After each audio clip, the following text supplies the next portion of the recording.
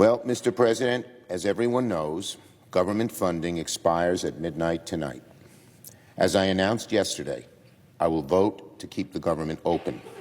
I believe it is the best way to minimize the harm that the Trump administration will do to the American people.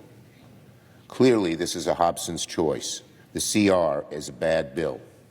But as bad as the CR is, I believe allowing Donald Trump to take even much more power via a government shutdown is a far worse option.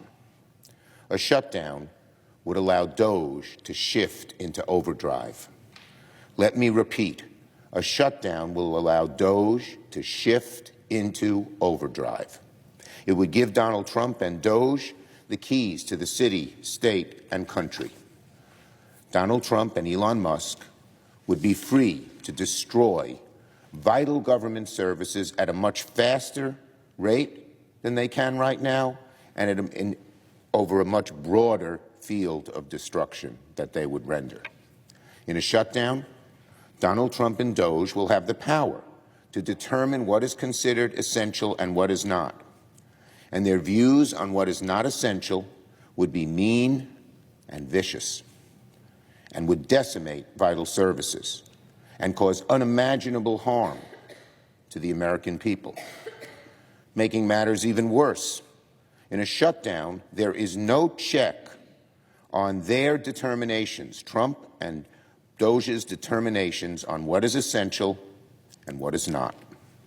In fact, on February the 26th, OMB, led by Russell Vought, told agencies to work with DOGE to create a list of non-essential workers so that they could reduce staffing even faster in a shutdown. They're already preparing for a shutdown. Musk has told everybody he wants a shutdown because he knows it will help him achieve his horrible goal of just decimating the federal government from one end to the other. In other words, if government were to shut down, DOGE has a plan in place to exploit the crisis for maximum destruction. In a shutdown, American families would be hurt in ways they almost have never been. It could disrupt regional Veterans Affairs offices, curtail mental health services, accelerate plans to slash-stash at Social Security offices.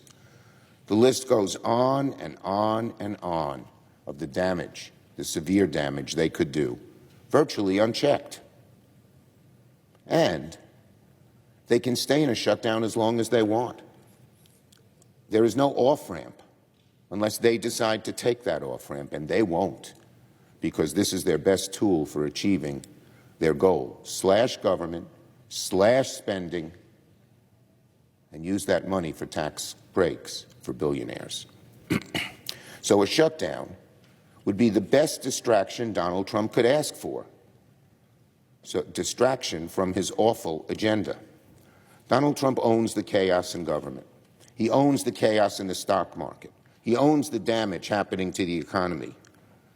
But he knows if government shuts down and all the fighting is over which agencies should be kept and which shouldn't, and Republican senators and congressmen and just obeisance to Trump keep putting bills on the floor to decide that, it will totally distract from the most important fight of all: fighting Republicans for eviscerating Social Security, Medicare, and Medicaid while giving trillions in tax cuts for the ultra-rich. That is the fight. That is the fight American people must know about. A shutdown will be a costly distraction from this all-important fight. Finally, I want to close by reminding everyone it was Republicans who pushed this false shutdown choice. Their inability to govern has led us to this precipice. Our caucus members have been torn between two awful alternatives, and my colleagues and I have wrestled with which alternative would be worse for the American people. Different senators come down on different sides of this question, but that does not mean that any Senate Democrat supports a shutdown. Whatever the outcome, our caucus will be united in our determination to continue the long-term fight to stop Donald Trump's dangerous war on our democracy and on America's working families. I yield the floor and note the absence of a quorum.